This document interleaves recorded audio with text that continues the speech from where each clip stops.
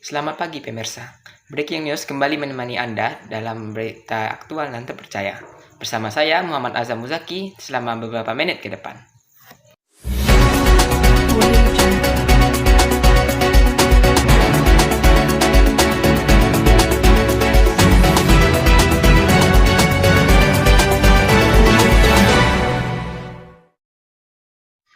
Korban dari ambruknya pesantren Al-Quds ini semakin bertambah. Insiden ini menjadi luka yang mendalam dan traumatik, terutama bagi korban dan keluarganya. Berikut laporan yang akan kami sampaikan. Pasien-pasien yang dirawat dari korban ambruknya pesantren Al-Quds ini sudah mulai membaik. Total 39 pasien sudah boleh dipulangkan. Dokter terus memantau terhadap pasien yang terluka parah.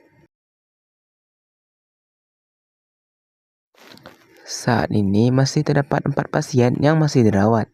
2 diantaranya dalam proses perawatan dan 2 lainnya sudah dalam kondisi stabil. Saya itu ada teman saya, kejang-kejang. Saya kan panik.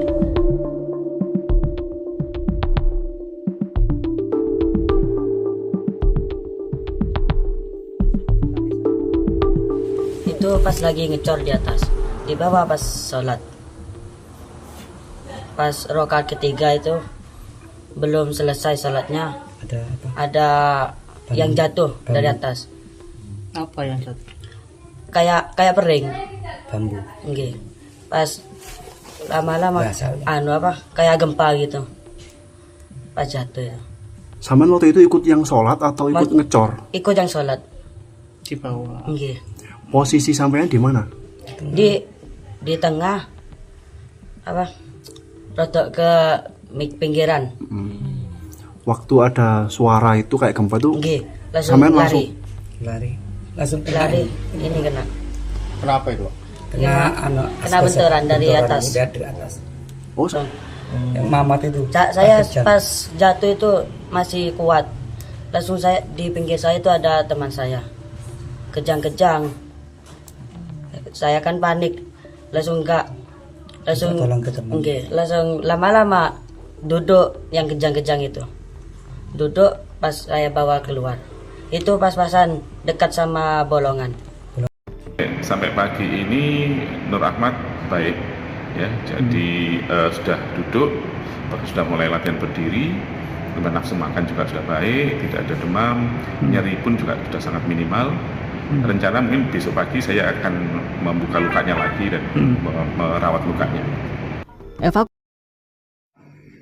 Saat ini evakuasi korban dan pembangunan hampir menyentuh 100%. Badan Nasional Penanggulangan Bencana mengatakan pencarian korban harus diselesaikan secepatnya, yaitu pada Senin 6 Oktober 2025. Namun proses evakuasi harus mengalami hambatan karena beton bangunan yang ambruk masih menempel dengan bangunan lain dan dalam posisi miring. Tim SAR harus menggunakan alat konstruksi untuk menyingkirkan puing bangunan yang sulit disingkirkan.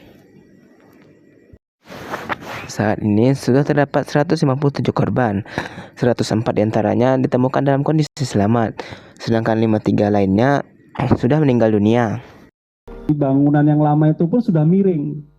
Takutnya kalau kita asal tarik, kita asal breaker, ketika itu terpatahkan atau sudah roboh ataupun menjadi beberapa potongan, menjadi tidak ada kekuatan bagi bangunan lama yang menyambung dada struktur ini akan menjadi roboh kembali.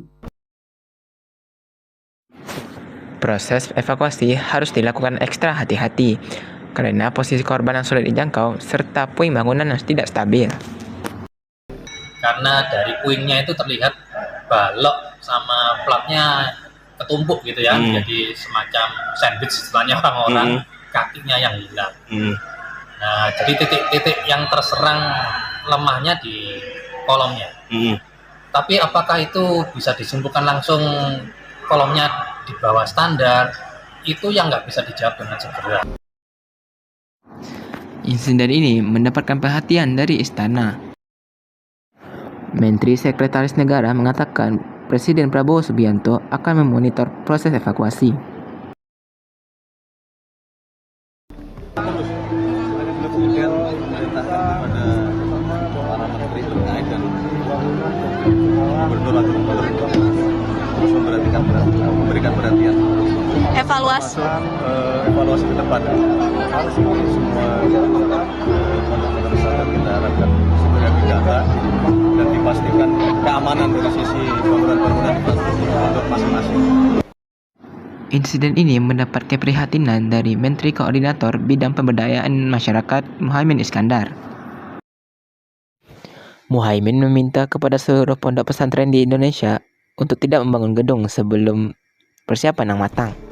Inilah Administrasi soal itu bagaimana penjelasannya? itulah keprihatinan kita dan nanti harus kita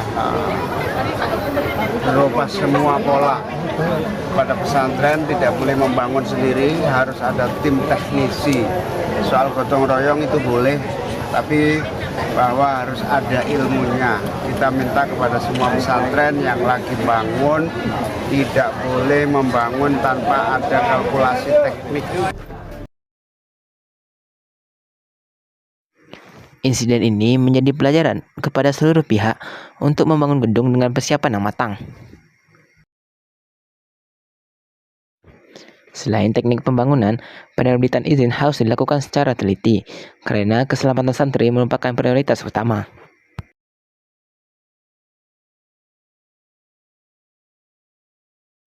Demikian seluruh informasi yang sudah saya rangkum dan saya sampaikan. Saya Muhammad Azam Zaki, pamit undur diri.